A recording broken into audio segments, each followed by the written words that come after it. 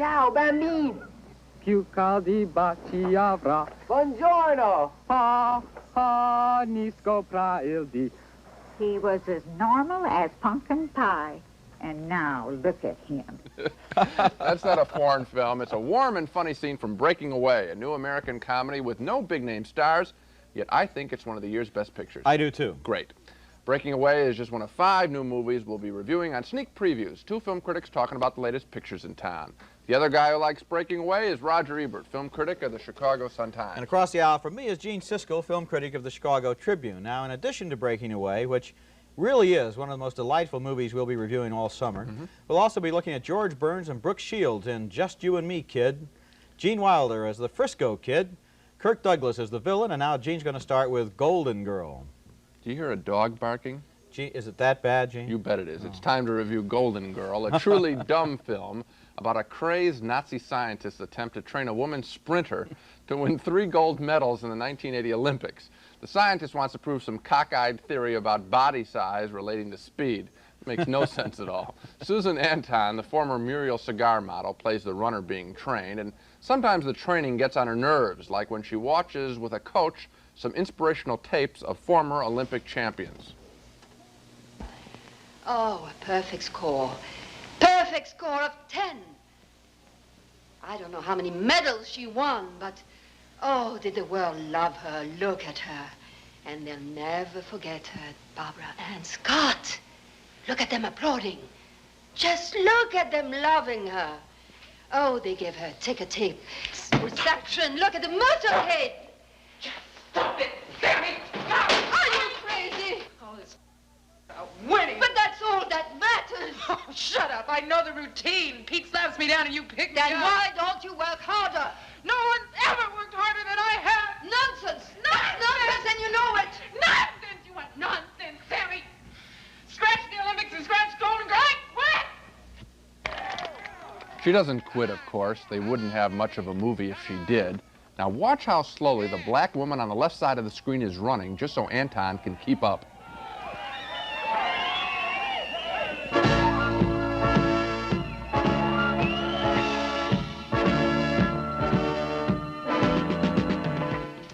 Pretty weak, wasn't it? And that was Leslie Caron as the coach. There's a career in ruins. Now, some of the other running scenes in the picture are speeded up just to make the running look fast. And you can tell the scenes have been speeded up because the people in the background, the people in the stands, they're all jumping around like crazy people. Now, nothing is sillier, though, than Susan Anton's love scene with her advertising manager, James Coburn. Get ready to laugh at this one. Yeah, Jack, I just set a new Olympic record. Don't I even deserve a kiss? Yeah, you were terrific out there. I'm sorry. Oh, no. Not on the lips. No. At the feet, Jack. You can kiss my feet. You owe one hell of a lot to them. Come on, kiss them. Kiss, come on. Kiss them.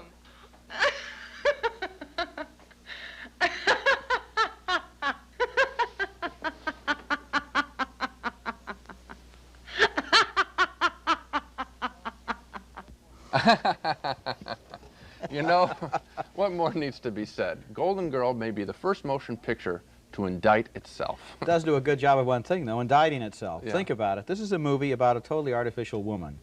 Kurt Jurgens was her father. The scientist. Scientist. He pumped her full of steroids and hormones and vitamin pills and minerals since she was 2 years old. He made her 6'2". This is his creation, kind of like Frankenstein's monster in a way. And the actress, Susan Anton, is a creation in the same way. She doesn't really exist for me as an actress, as somebody who can convince me that she's playing a role. I think she hit the high point of her career as the Muriel Cigar Girl. So you have a bionic woman playing a bionic woman. There are kind of ironies within ironies. And there's another thing here that's wrong, too. This is sort of a creeping television movie. She's a model. She has a pretty face. She might as well be one of the Charlie's Angels. The picture was financed in part by NBC TV, which is planning to show it next year in a longer version as part of its Olympic coverage when they do the Olympics next year. There's that interest. Also, all those visual tricks we were talking about, speeding things up, that all might work on the little screen where you can't make out things so well. But on the big screen, this film is really rotten, and you can see why. So I don't like it when television industry starts to get in and making big movies, because there aren't enough movies being made. Let the professionals do it. Well, one of the problems this summer, or at least with this program, is that some of the movies that are getting made aren't necessarily masterpieces either. And that's true of the next one, unfortunately, even though one of the happiest developments, I have to admit, out of Hollywood in recent years has been what you could call the third career of comedian George Burns. He was a star in vaudeville. He was a star during the golden days of radio. Then he came out of retirement and won an Oscar for the Sunshine Boys, and he made millions of dollars in Oh, God. And Burns is now 83 years old. He's a national treasure, and that makes his new movie all the more disappointing. It's called Just You and Me, Kid. It stars Burns as a retired vaudeville star named Bill Grant, who, by the way, looks and sounds and talks and moves just like George Burns. And he befriends a young runaway played by Brooke Shields. And all of this, unfortunately, sounds a lot more interesting than it really is. Burns takes the 14-year-old girl home with him. She's a reluctant house guest, but his middle-aged daughter is scandalized by thoughts of what might be happening behind his closed doors. There he is. That's my father. He doesn't jog. Well, give him credit for trying. Another one of his tricks. Daddy. Daddy! Daddy! Hiya, Cheryl. What's new? Daddy, I want you to know I don't like myself for doing this, but I have no choice. We have to get into the house. Why? Sir, we understand you've got a girl in there. That's right. She comes in twice a week. Sorry you missed her. Awfully nice. Keeps the place as neat as a pin. Sir, we're talking about a teenager. We'd like to search the premises. Okay, but first I gotta finish my jogging. No, first we go in the house. Cheryl, I like to jog before it gets dark. I don't want to get mugged. If you gentlemen were doing a better job, I wouldn't have to worry. Mr. Grant, jog in the morning. The air's better. Sir, may we go into the house? Okay, but I'm telling you, it's all a waste of your time. It's that way. Right. My memory always goes on Fridays. Daddy, it's Thursday. It's even worse than I thought.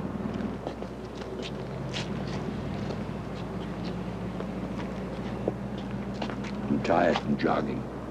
Well, I said it wasn't a very good movie, but you have to admit that Burns is kind of endearing and lovable there. And I think you can see that he's still a perfectionist when it comes to timing his one-liners. He's fun to watch, he's fun to listen to. But the trouble with Just You and Me, Kid, is that that's about all we can admire. The other characters aren't developed. Brooke Shields seems mostly bored by the proceedings, and Burns is basically just walking through a role playing himself. Well, nobody else could do him better, but I like him better when he's playing somebody else, one of the Sunshine Boys, for example, or God. Well, I agree with you. It's about half of a movie. Brooke Shields is not very interesting when she's on the screen. The two of them never connect together.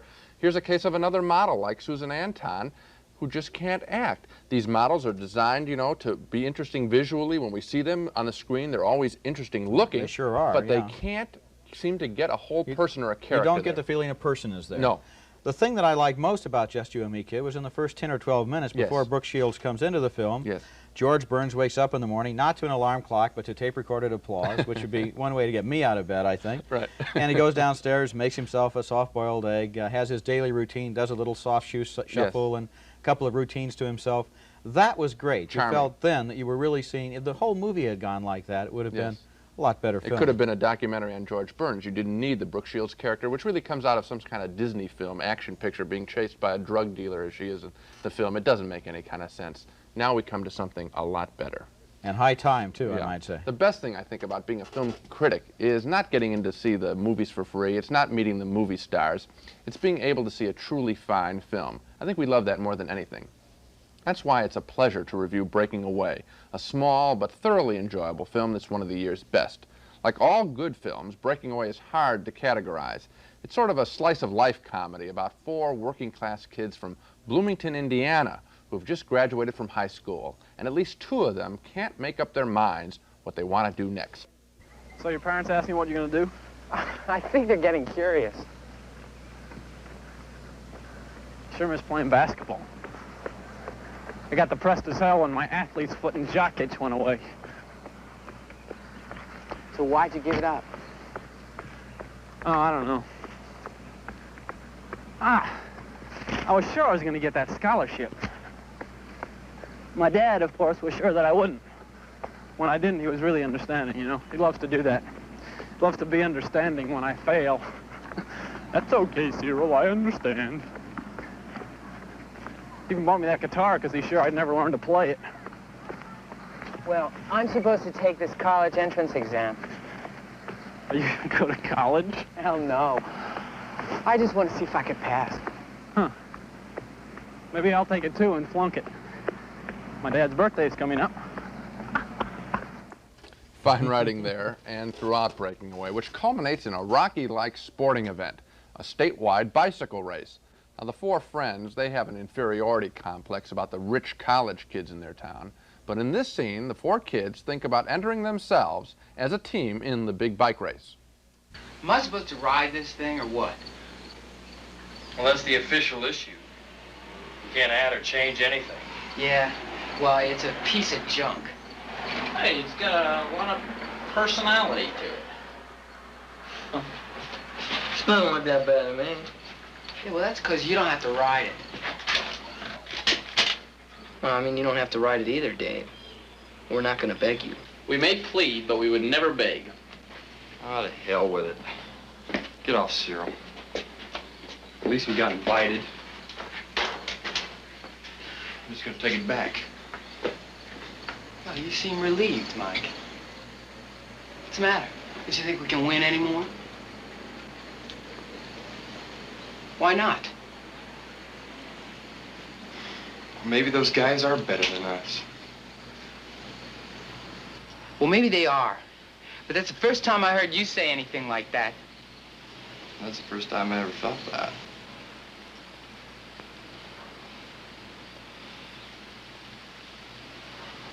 All right.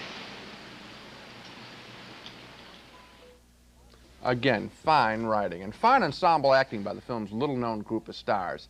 This is a movie where we really care deeply about all of the characters. And along with Rocky II, I think Breaking Away is one of the year's friendliest movies. The film has a lot of affection for these kids and their bewildered parents, and so do we. I loved Breaking Away.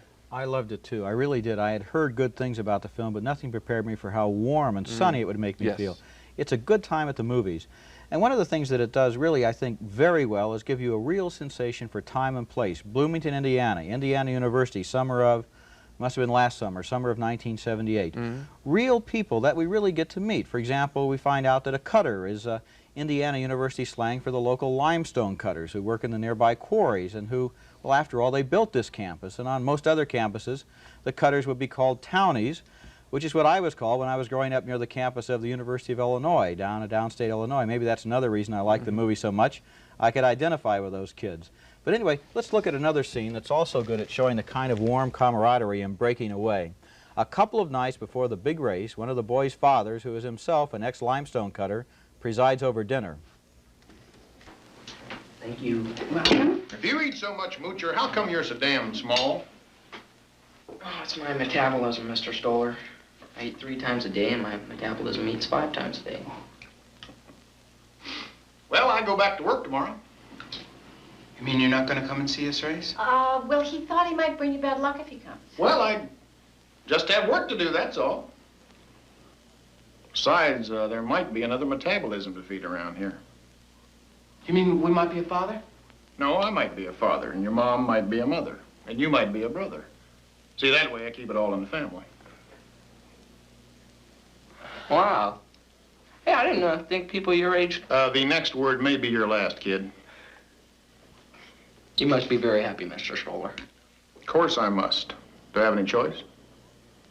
You said you were going to give them a little pep talk? They don't need pep. I need pep.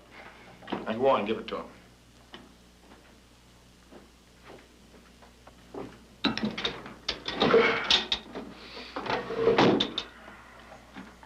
We thought... As long as you're going to be going out there, you might as well tell them who you are. Right. Oh, wow. There's a wonderfully warm feeling there around that dinner table, you know. And these people are middle Americans. They're average Americans, I suppose. Blue-collar worker, the father is. He runs a used car lot. But at the same time, they're not made into boobs. These are not Archie Bunkers. These are amusing, complicated, intelligent people. And just looking at that scene reminded me again, the father, by the way, is played by Paul Dooley.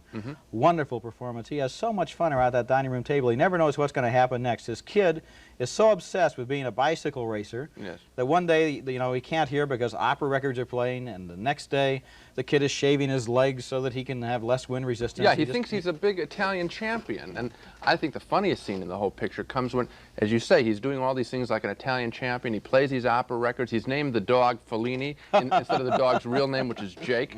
But the thing that really gets his father frosted is when he keeps insisting that they have pasta at dinner. And the father says, I don't want any zucchini, I don't want any linguine, no fettuccine, no ini in this house. It's a marvelously written picture. It's just great. It really is. And you know, when you see the scene like that, for example, there was some fairly broad comedy in it, but it's so well founded on the human values. The screenplay was written by a young man named Steve Tesic, who came actually to this country from Yugoslavia, but who lived in Bloomington.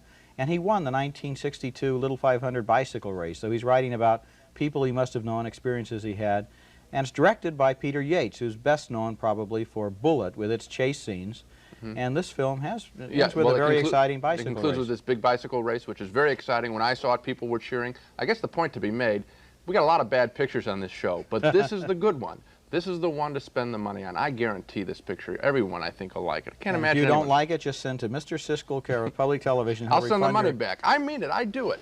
I'm going to write in tomorrow, Okay. you know, and I got in free. But it really is a terrific picture. And now we move on to a not terrific picture. That was kind of the high point, I guess, in the program, because the next film is supposed to be a comic western. But the problem with the Frisco Kid is that it tries to do way too many things.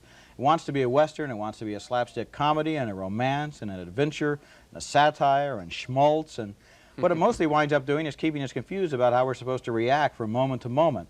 Gene Wilder stars in the Frisco Kid as a dim-witted rabbi from Poland who tries to make it across the Wild West to San Francisco in 1850. And Wilder does his usual good acting job even when he's in the midst of scenes that make less sense than they should, and that's certainly the case with this one.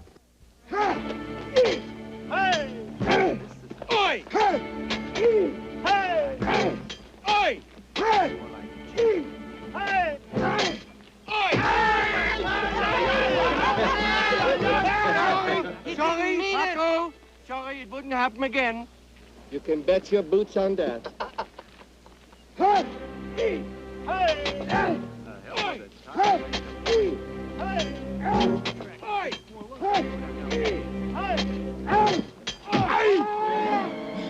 he did it again.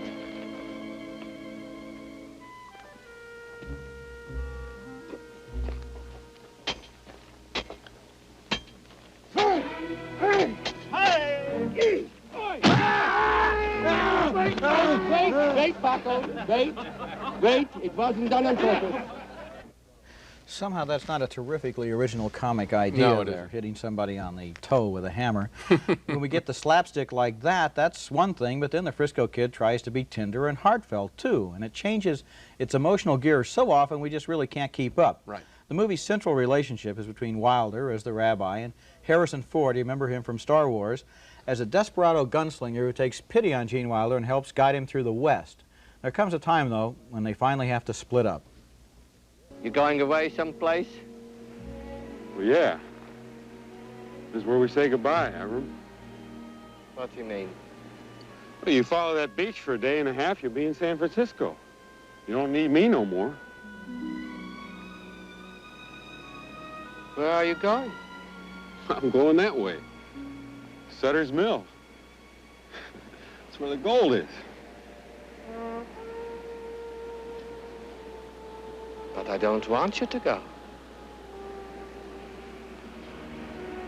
Well, I gotta go. Why? Well, I got people to see. Banks to rob, you know, I make a living. Who's going to be the best man at my wedding? What do you mean? That's for one of your Jewish friends. You gotta pick your best friend for that.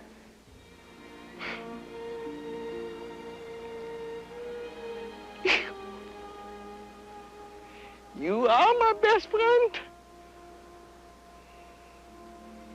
I'm your best friend?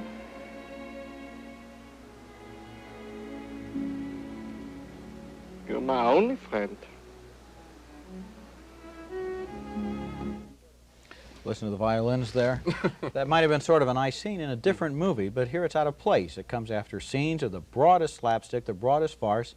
It's almost as if the filmmakers are trying to cover every possible emotional base. I agree with you. The film's all mixed up. You walk in, I suppose you think it's something like Blazing Saddles. It's got a rabbi in the Old West, a comic situation. Gene Wilder. He's been with Mel Brooks in Blazing Saddles, played the wacko kid. You expect something kind of funny. It's also as if they were afraid to have real fun with a religious figure, go crazy. It never happens, so you really are unsettled by what goes on. The filmmakers never let you know exactly where you're supposed to sit in relation to the film. Yes. And I don't say that a film has to have all one tone. If it did, it'd be boring. Breaking Away, which we just talked about, had a lot of different tones but moved between them so confidently. Here it's almost like a roll of the dice. One scene follows the other with no emotional logic at all.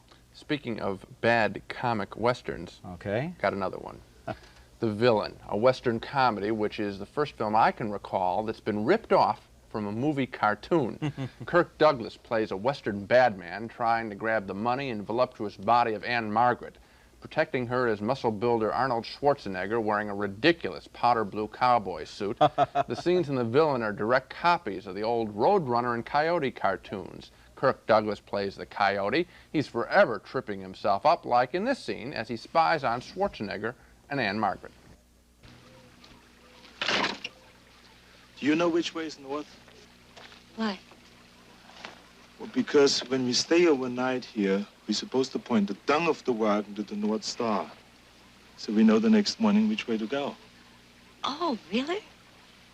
I read this in one of the Pioneer magazines. Oh. Well, I tell you what. If we cross the river and we make a left and keep going on the same road that we've been on all day, we'll get to where we're going. You're right. You know, I think I will take a bath. Well, then I get some wood for the fire. Would you like to scrub my back? I better get the wood. I knew he'd say that. I knew the man would say that.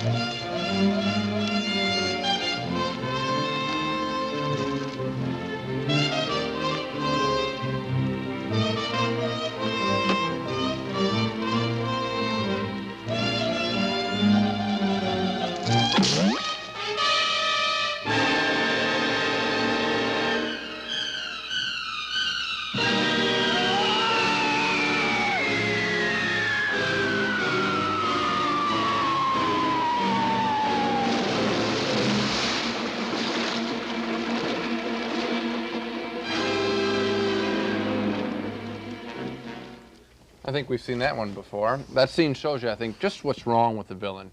That was too long a build-up with Anne Margaret and Arnold Schwarzenegger talking about absolutely nothing before Douglas finally falls off the cliff. Now, a few of those scenes are funny, and maybe that one just alone, maybe that's funny, but not for 90 minutes. Even the Roadrunner cartoons last for only 10 minutes. Now, we've had plenty of sequels and remakes this year, but ripping off a cartoon has to be about as desperate as you can get for an idea. I rank The Villain, then, right with Golden Girl. It's one of the worst major films of the year. I was bored out of my mind. Hold on just a second, Gene. Now, I don't think it's worth seeing either, but I don't rank it as one of the worst films of the year, and I don't think it's a desperate ripoff. I think it was kind of an irresistible temptation for the director to make this film. It was made by Hal Needham, who was one of Hollywood's best stunt wranglers and stuntmen, and the idea of taking all of those strange things that happen in the Roadrunner cartoons, like the boulder landing on the head, falling off the cliff, running into the mountain, and restaging them with real actors and with stuntmen must have been, to him, kind of a noble experiment, even if it didn't work. A noble experiment for 10 minutes. When you get to 90 minutes, you need more of a story. They didn't have one. Well, I think it was kind of a noble experiment, and you don't. Well, this little sex symbol in the balcony reminds us it's time for the Dog of the Week, when we each pick the week's worst movie. You only get one bark on this show, baby. Okay, go to it, Rod. I think he's seen my movie. I wonder he stopped barking at all, because my dog this week is a disgusting, violent, mean-spirited thriller from England called Terror. And the ads for it show a terrified woman being prodded by giant knife blades, and I'm afraid that's an all too accurate image for this film. This movie hates women, right, Spot? It gives us gruesome chase scenes and gory close-ups as a mysterious killer stalks his victims, and the screen is soaked with blood. The audience is stunned with one slashing knife attack after another. Terror is an insult to our intelligence. It thinks we won't care about the characters unless they're murdered on a regular basis, and this is a vile film. Sounds terrible. You bet, Spot. Now, here's a horror film double bill playing at drive-ins all over the country. Cemetery Girls is one feature, coupled with Grave Desires. Now, when I went to the drive-in, Grave Desires was on first. Maybe I should have stayed to see Cemetery Girls. It couldn't have been worse. Grave Desires is a cheaply made Italian picture about a busload of tourists who wind up stranded in a strange, deserted town. Well, it turns out all the people who live in the town only come out at night, and then they eat all the tourists. Nice town. Grave Desires has some hocus pocus involving a little boy who keeps appearing and disappearing around a gravestone. But when he puts a little girl in a grave, that's when I started my car and left the drive-in playing Grave Desires. And so much for a couple of very doggy dogs of the week.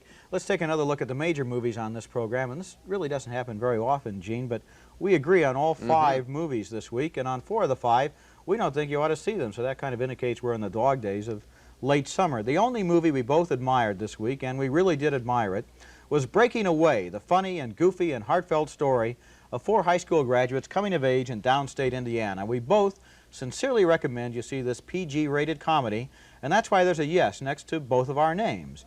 But we cannot recommend the silly, breathless, dumb Golden Girl, starring Susan Anton as allegedly the world's most beautiful running machine. And we can't recommend Just You and Me, Kid, even though it is always fun to watch George Burns at work. And we can't recommend The Frisco Kid, a movie that tries to be a western, a comedy, a romance, an adventure, winds up not being very much of anything. And boy, is this getting negative, you know. We also cannot recommend that you see The Villain, the western comedy in which the characters were all inspired by the exploits of the Roadrunner and Wile E. Coyote. So we didn't like 4 out of 5, Gene. Is there any hope for next week? Or? Well, I've seen a couple of the pictures, and it's going to get better. But as you say, we're really in the dog days. There are no serious pictures coming out now. They come out in the fall. Right now, we got stuff, horror films for kids and drive-ins. So I guess what we can say this time is, for the next 2 weeks, keep your sanity and have a good time by seeing Breaking Away, and we'll try to have better news for you next week. Yes, and next on Sneak Previews, we're going to feature reviews of the haunted house thriller, The Amityville Horror. Also, North Dallas 40, with Nick Nolte as a professional football player. And more American Graffiti, a continuation of the popular film about the 60s. Plus, the Muppet movie, starring who else but Kermit the Frog. Until then, see you at the movies.